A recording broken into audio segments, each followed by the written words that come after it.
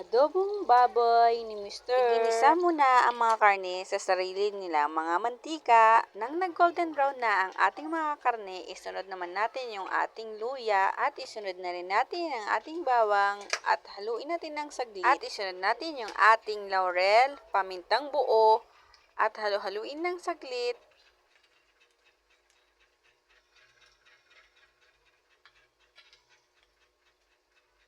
At isunod na rin natin ang ating sibuyas. At haluin natin ng maigi yung ating mga karne at ang mga ingredients na inilagay dito sa ating adobong baboy.